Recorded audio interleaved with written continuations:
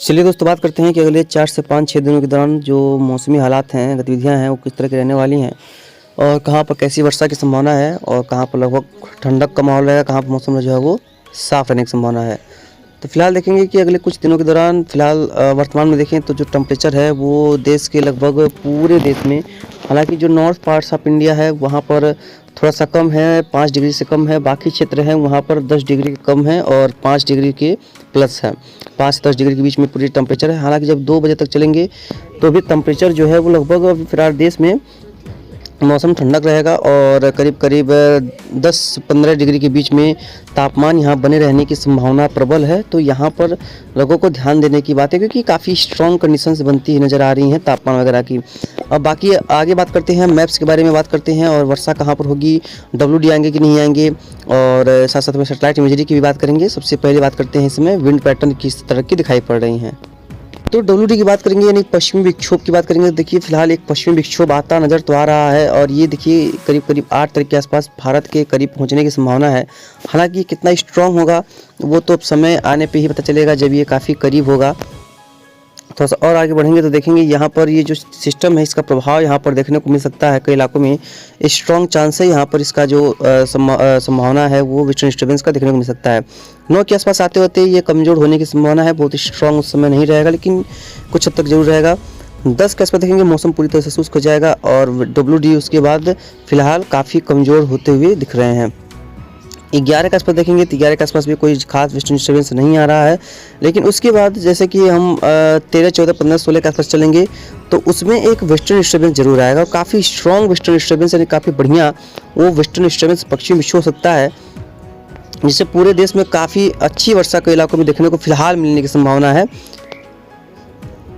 अभी बात करेंगे वर्षा के, लेकिन क्लाउड और कोहरे की बात करें देखेंगे तो फिलहाल आज के दौरान तो कोई खास बदलाव नहीं हो रहा है। हालांकि जम्मू कश्मीर वगैरह में कुछ इलाकों में घने कोहरे या कुछ क्लाउडिंग वगैरह नज़र आ रहे हैं और आज शाम के आसपास देखेंगे तो पूर्वोत्तर राज्यों में वर्षा और कुछ इलाकों में गतिविधियाँ नज़र आएंगी। साउथर्न पार्ट्स में देखेंगे तो यहाँ पर भी इसी तरह की गतिविधियाँ हैं और मानसून का वीडियो आ चुका है, आप देख सकते हैं, वीडियो पे चैनल पे उपस्थित है।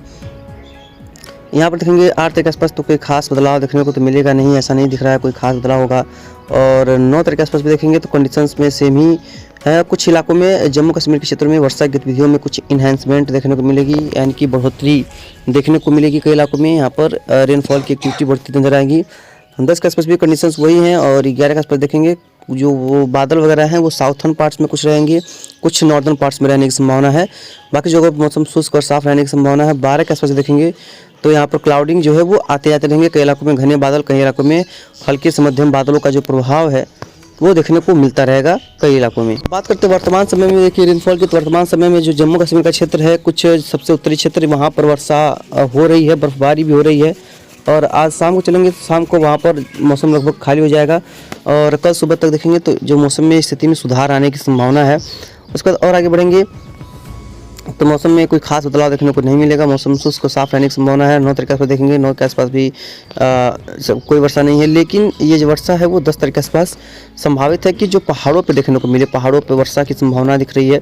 और 11 के आसपास भी यही कंडीशंस बन रही है कई इलाकों में और 12 के आसपास भी देखेंगे तो लगभग कंडीशंस है कि कई इलाकों में जो रेनफॉल की एक्टिविटी है वो देखने को मिले। चूँकि आज 7 फरवरी का दिन है तो आज से लगभग 10 दिनों के बाद कुछ वर्षा पूरे नेपाल के पहाड़ियों पे या कुछ पहाड़ों पे अच्छी दिख रही है। कुछ इलाकों में जो गंगा के क्षेत्र है वहाँ पर भी दिख रही है, हालांकि उसमें संभावना कम है। उसके बारे में आपको आगे अपडेट करेंगे। जो मानसून का वीडियो देख रहा है तो इस चैनल पे उपस्थित है। फिलहाल देखेंगे तो देखिए इस समय कोई खास बदलाव तो दिख नहीं रहा है और देखिए ये वर्षा का ये भी मैप ही है, जैसा कि आप जानते ही हैं।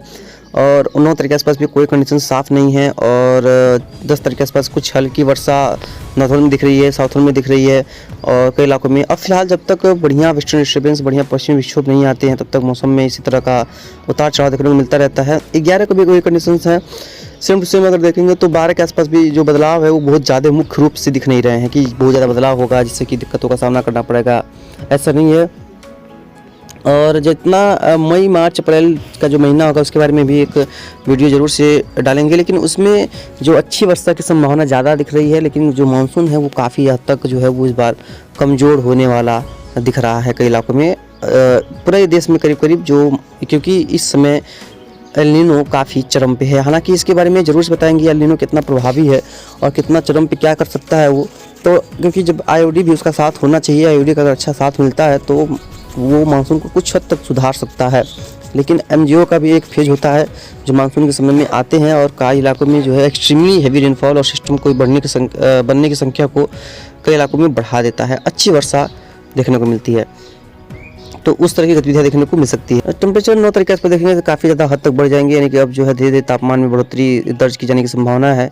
और ये करीब करीब दोपहर के समय में लगभग तापमान जो है वो करीब जाने की संभावना है। 20, 25, 30 डिग्री के प्लस भी कई इलाकों में जाएगा तापमान।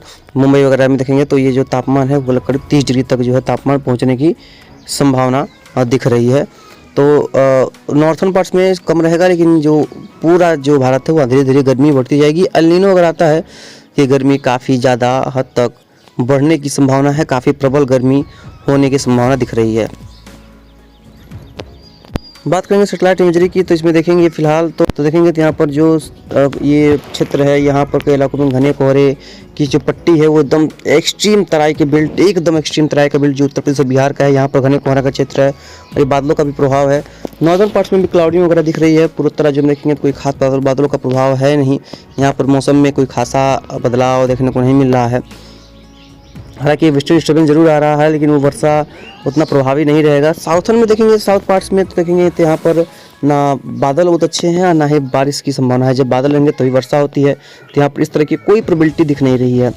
और धीरे धीरे यहाँ पर जो वर्षा गतिविधियाँ हैं ये मार्च अप्रैल में बढ़ती दिखाई देंगी और इस बार कुछ साइक्लोन बनने की भी संभावना है। उसकी भी प्रोबेबिलिटी की बात करेंगे कभी वीडियो में, उसकी कि साइक्लोन की जो संभावना है, साइक्लोन बनने की, चक्रवाती तूफान बनने की कितनी संभावनाएँ हैं, बंगाल की खाड़ी के हो या अरब सागर में हो। हालांकि एल नीनो में अरब सागर में जो तूफान वो ज़्यादा बनते हैं, बंगाल की खाड़ी में कम बनते हैं। लेकिन वैसे एवरेज देखा जाए तो बंगाल की खाड़ी में ज़्यादा बनते हैं और अरब सागर में काफ़ी कम बनते हैं। तो जो इस बार तूफान बनेंगे वो भी करीब उम्मीद है कि बंगाल की खाड़ी में बनेगा और अरेबियन सी में भी सिस्टम आ सकता है। उसके बारे में बात करेंगे बाद में। फिलहाल तो तैयार रहिएगा, सतर्क रहिएगा। और कुल मिलाकर कह सकते हैं कि अगले 4 से 5 दिनों में उत्तर में तो वर्षा है, मध्य जो क्षेत्र है वहाँ पर तापमान में बढ़ोतरी होगी और जो उत्तर के गंगा के क्षेत्र हैं यहाँ पर ठंडक बरकरार रहेगी। और साउथर्न पार्ट्स में देखेंगे तो यहाँ पर भी गर्मी जो है बरकरार रहेगी। कुछ इलाकों में हल्की फुल्की वर्षा के साथ हल्की फुल्की उमस देखने को मिलने की संभावना दिख रही है। और जैसा भी होगा, जो भी होगा, आपको शेयर करते रहेंगे। तब तक लिए आप शेयर करिए, सब्सक्राइब कीजिए, लाइक कीजिए, शेयर करना ना भूलिएगा। धन्यवाद। जय हिंद।